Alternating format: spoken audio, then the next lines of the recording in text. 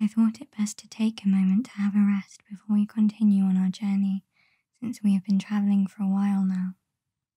It's important that we take time to regain our strength, so we are well equipped to face the challenges that may lay ahead. We have packed light for this journey, but I'll check our supplies and make sure we have enough to be going on with.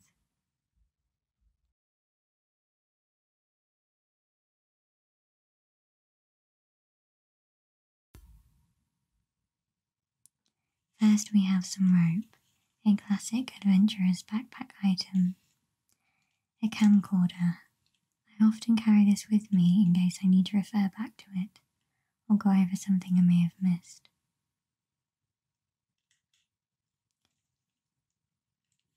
No backpack is complete without a torch, no matter how big or small. I once dropped my only torch down a large crack in the floor of a bat cave. It took me hours to find my way out, which is why I have a backup.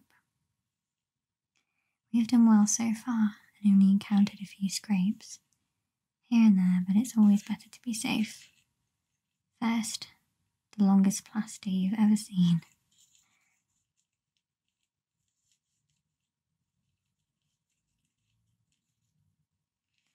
Next, we have scissors to cut the longest plaster you've ever seen.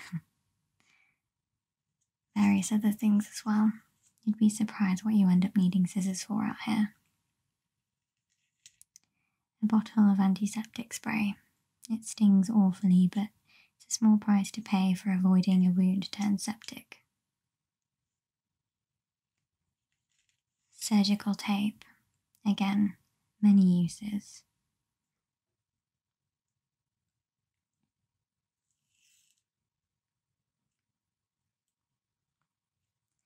A few bandages. Hopefully we won't be in a position where we run out.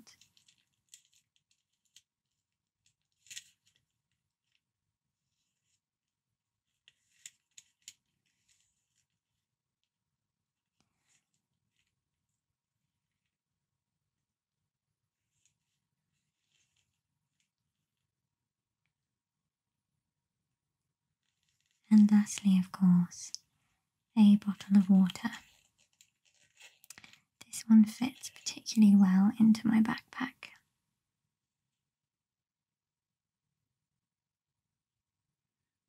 And that's just about everything that I think we'll need.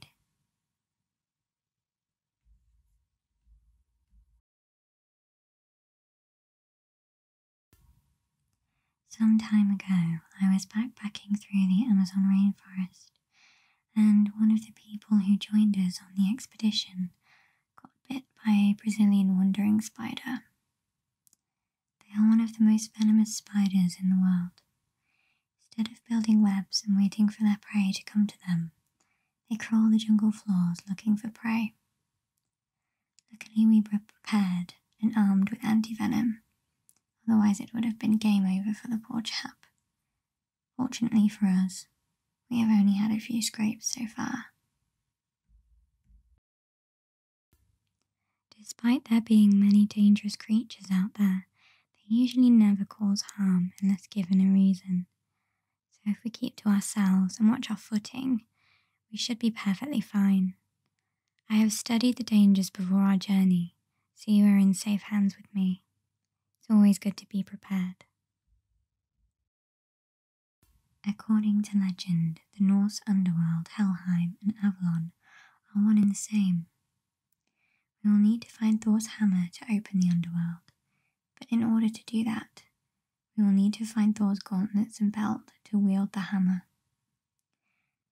I can see where we are on the map, and we are making good progress, which will allow for us to get some rest before we continue. I'm going to take us on the least treacherous route possible, of course, but we will still need to preserve our energy until then. Luckily I have a note from my father, which helps to point us in the right direction.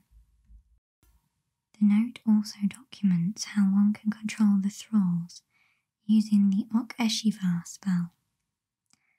I have a feeling that piece of information will prove invaluable later. Once we have acquired the gauntlets and belt, Thor's hammer should be easier to find. The stories passed through time state that Mjolnir, the hammer of the Norse god Thor, can be used as both a devastating weapon and as a divine instrument to provide blessings, which means it could prove fatal if it falls into the wrong hands.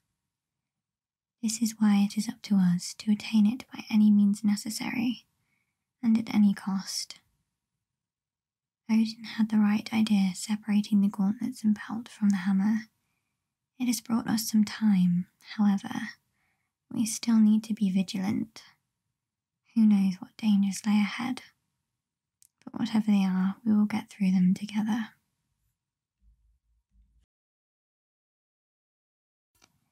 In Norse mythology, Thor's greatest enemies were the giants from Jotunheim, one of the 9 worlds, and Jormungand, the Midgard serpent and symbol of evil. According to Norse mythology, Odin threw Jormungand into the great oceans that encircled Midgard. The serpent grew so large that it was able to surround the earth and grasp its own tail. Because of this, it received the name of World Serpent. When it releases its tail, Ragnarok will begin. Jormungand will release its tail from its mouth and thrash its way onto land. Fenrir, the monstrous wolf, will set ablaze one half of the world with fire, while Jormungand sprays poison to fill the skies and seas of the other half. After these events, the last meeting between the Midgard serpent and Thor is predicted to occur. Thor will become occupied with battling the serpent and eventually defeat Jormungand, but will fall dead after walking 9 paces, having been poisoned by deadly venom.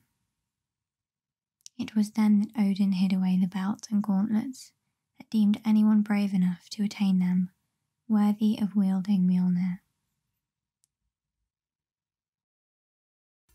Although we should have enough supplies to last us until our destination, we should still keep an eye out for valuable items we may use along the way. Don't carry anything too unnecessary though, as it will weigh you down and put a strain on you. We are okay for time, but we don't want to fall behind, as we may encounter some trouble along the way, which will delay us. There will be others who will be trying to figure out where the belt and gauntlets are, but luckily we have time on our side. If we get separated and you encounter the enemy, don't attempt to fight. Stay hidden and wait for me to come and get you. If we take the stealth approach, we are more likely to get ahead and take the artifact from under their noses and waste no time. If, however, there comes a time when we do have to fight our way out of a situation, we've got each other and I will have your back. If you find you are without a weapon, be smart and use your surroundings. This is a worst case scenario and is unlikely to happen though, so don't worry. Our main focus is get the gauntlets and get out, then we can move on to finding the belt. We still have a little ways to travel before we get there, so let's get some rest and I'm right here if you need anything. I know you have been struggling to sleep since our journey began, so just relax and I will tell you some stories to help you sleep. The Sun Queen Himacha. She is described as beautiful, enigmatic, and ruthless. She ruled the Yamatai thousands of years ago with the support of her storm guard. Surrounding herself with priestesses of the sun, no men attended to her except for the general of the storm guard. She was believed to be able to communicate with the spirit world and to control the elements, and was worshipped by some of her subjects on the island. Her subjects were not unhappy as no one went hungry, and she treated them fairly. The Storm Guard fiercely protected the nation from any form of threat, and her life was said to span over 72 years. But Himiko was the only monarch to ever rule Yamatai, and her lifespan actually lasted hundreds of years. The secret behind her immortality, however, was a dark and sinister ritual. As she grew elderly, she would choose one of the priestesses as her successor. The priestess who was given the title Daughter of the Sun would be trained in languages, warfare, and all other necessary skills of a monarch. It was considered a great honor among the people. During the ceremony, Himiko would transfer her soul into the young woman and take over her body so that she could live on. This way she would continue her life and rule.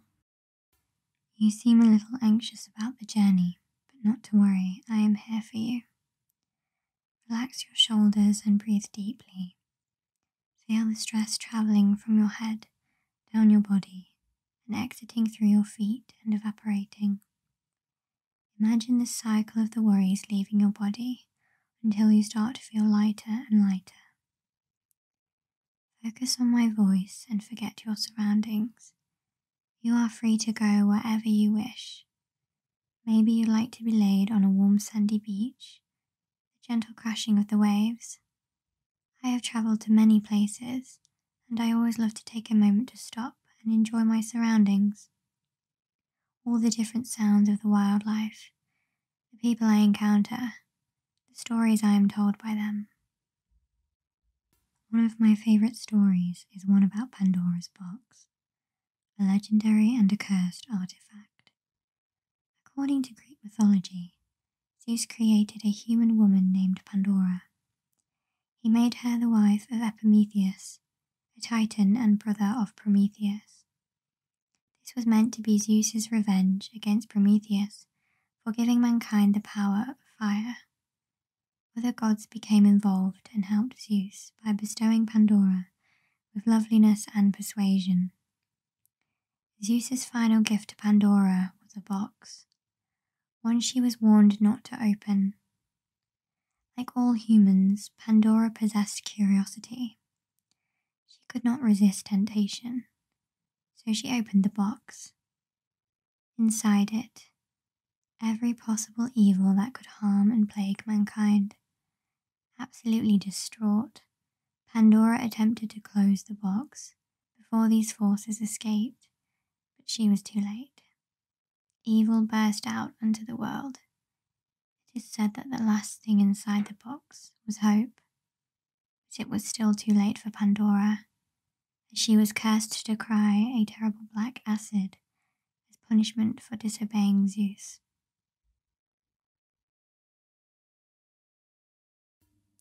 Some time ago, I embarked on a journey inspired by my father's writings. I often study his work and try to follow in his footsteps. This particular journey was centered around an artifact called the Divine Source. It is said to be capable of granting immortality. There are many who disbelieve the artifact exists, and many who would do anything to steal it. Dangerous organizations such as Trinity. I discovered a symbol etched into a tomb, which I discovered links to one of my father's books on Russian religious history, and it is there that I learned about the artifact's existence. Soon after, Croft Manor was broken into by an assassin, assumed to be linked with Trinity. The book was taken, and so I took off for Siberia to find answers. I discovered the organization was much larger than I had anticipated, and much more dangerous, so I had to tread lightly. I came across all kinds of trouble, however. There were also allies I encountered, luckily. One warned that the Divine Source is real, but not what it is expected to be. The Divine Source bestows immortality, but at the cost of one's self, meaning anyone who tries to harness its power is sure to be fatally overwhelmed. It has to be destroyed.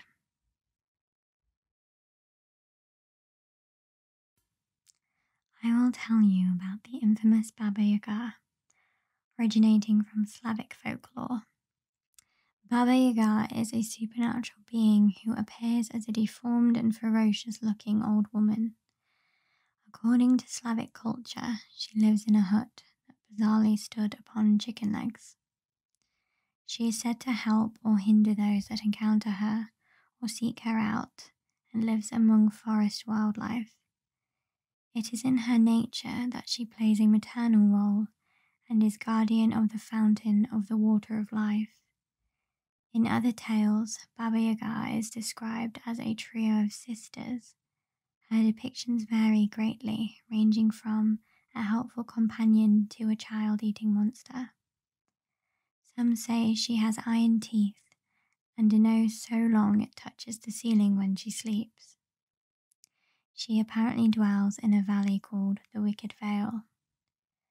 As with many myths and folk tales, there is a moral to the story. If you are good and wise, you will be rewarded. However, if you are unkind and cruel, you may meet a bad end. Inside her hut, she can be seen leaning over a large cooking stove. The fate of being cooked and eaten is to be used as the punishment for failing to complete certain tasks. Despite her ferocity, she rarely goes after anyone unprovoked, as she does possess some moral code, regardless of how small.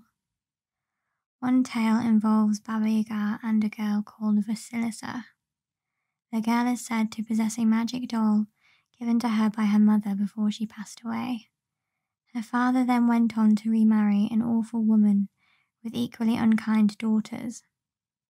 When the girl's father leaves to travel, the new stepmother sells their home and takes her and the three girls away to the woods, where they will live in a cottage. She would set out impossible tasks for the daughters to complete. Vasilisa is sent outside to gather resources when she encounters Babayuga. She gives her even more chores to complete in exchange for a fire to take back with her. Having the magical doll in her possession, Vasilisa completes all tasks, and Babayuga makes good on her word and gives the girl a fire in a skull lantern. She uses this to torch the dreadful new family home and returns happily to her old one.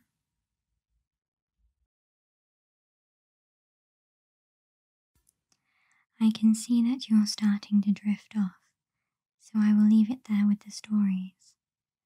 I hope that you've enjoyed them, regardless of some perhaps slightly harsh details. In the morning we shall wake and take a moment to gather our thoughts and prepare for the journey. It will also be nice to feel the warmth of the sun rising. We will take our time to begin with and make sure we have eaten and drank enough, as we will need plenty of energy. Once we get into it, it shall not be as hard going. If you need to stop and rest though, just let me know and we will do so. For right now, get some sleep and tomorrow I will gently wake you with a nice hot drink. Sleep well.